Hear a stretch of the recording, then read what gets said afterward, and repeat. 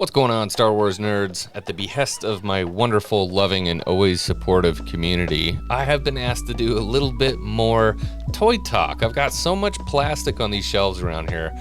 It's time for me to start reviewing some things that I've collected. Maybe something you guys want to buy, so that's what we're going to do today. So what better way to start off my first real toy talk than anything other than an X-Wing. Now, this is the vintage collection, the Hasbro X-Wing. We're going to be going over what's good, what's bad, what's awful, what would you like about this, and why would you spend this much money on this toy right now.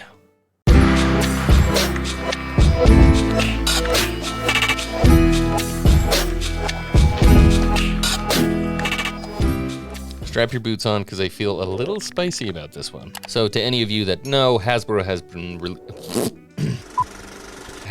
been releasing these vintage collection vehicles that are supposed to fit 3.75 figures that they've been putting out. Now, I have a little bit of a bone to pick with these. Yes, they're super cool looking. I absolutely love having them on my shelf, but there is an issue. Let's switch the camera and go take a look at this thing. Okay, so here's your fast flying hunk of junk. Now, the one thing I will tell you is that I really do like the paint job and the coloring that they did on this. I feel like they made an honest attempt to do some weathering on here. If you're a model builder or if you're anybody who actually enjoys doing weathering on any certain product, it's definitely a little subpar, but this is a mass-produced toy. What are you gonna do? It looks pretty good for what it is, and this isn't like a decal that you're gonna be able to just like scratch off with your finger. It looks good. Now, having said that, there are some issues I have. Okay, so first things first, we're gonna start out these legs. So with this, you get these legs that pop out. There's two in the back right here, and then up towards the front, you've got a trap door. It's gonna pop open, and the front landing gear is gonna pop out. Now, there's no problem with the front, but here's the thing you need to know. Even when this thing is closed and just sitting on a level surface, these legs are gonna close. Why? I have no idea. It seems like every single vintage collection that Hasbro puts out, there is some form of an issue with it just staying the way it should be when it's sitting on a shelf. That's an issue for me. Secondly, when these things ship, look at that. Look at the bend in that thing. It's ridiculous. Now, that's a fairly easy fix with some hot water. You can run hot water over it and just getting it, kind of straightened out, but still, for the amount of money that you're paying for these things, come on. Come on, man. Come on, man. Come on, man. Maybe use a rigid plastic instead of a rubber there. Moving on, there are some compartments in here. Now, I honestly don't remember when I bought this, what this was for, or if this was for anything. There is a compartment on the bottom here, and these little infamous snaps that these vintage collections have. This spins around, and you've got a proton torpedo that will fire out of the bottom bay here. This closes up, so it's in flight mode, if you want to call it that.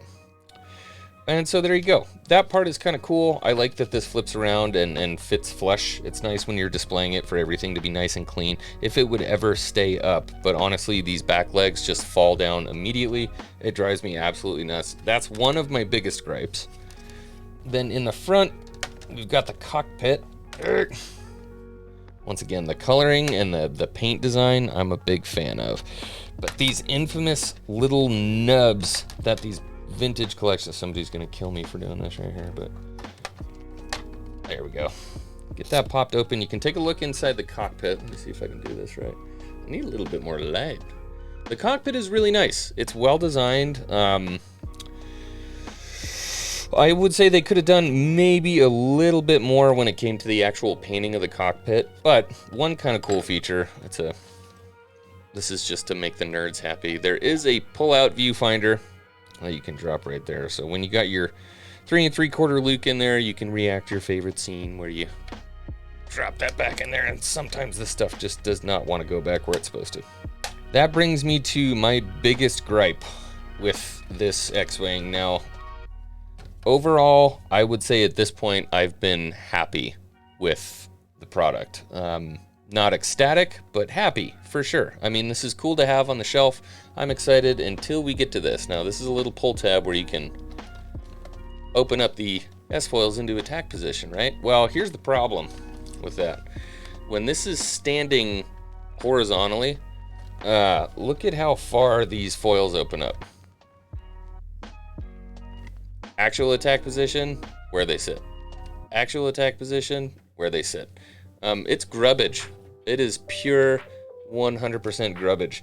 The flex in here is way too much, and so they never actually sit in attack position, which is really unfortunate because I would love to have this actually sitting or even hanging from the roof in a position where it looked like that. But unfortunately, it just kind of looks like this really sad, limp, wobbly, I don't even know what.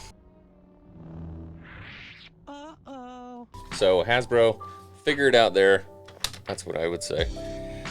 Overall, for the amount of money that you pay for this now, I want to say I bought this piece for about $120. I didn't buy it at release. I did buy it after. I don't know if I would have called him a scalper because I don't remember what this actually retails for. Actually, let's go find out. Okay. So that's a little frustrating. I just went and checked because I wanted to make sure I didn't get like scalped on this thing.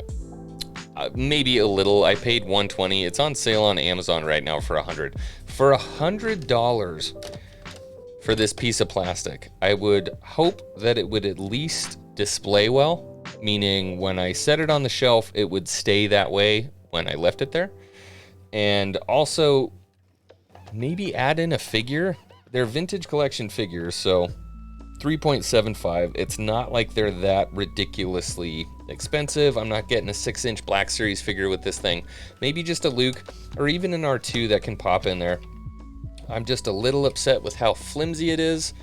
But all things considered, with the paint job and the size of the actual unit itself, I was pretty happy with it. So that's just kind of where I stand on this thing. I'm happy to have it in my collection. If I had to go back, I would buy it again. I'm not gonna lie, I would buy it again for 100 or 120. I'm just happy to have this thing. There are other things that I don't love as much that I've paid more money for, so it's all up to you guys what you like and what you want in your collection. Like I said, I just really wish that those wings did. This is so sad. Look at that. That is so sad. They ask you how you are, you just have to say that you're fine when you're not really fine, but you just can't. Hasbro, you need to step your game up with this. And coming in a review soon, we're going to be talking about another issue with another set of wings on another craft. This is just sad. That's good.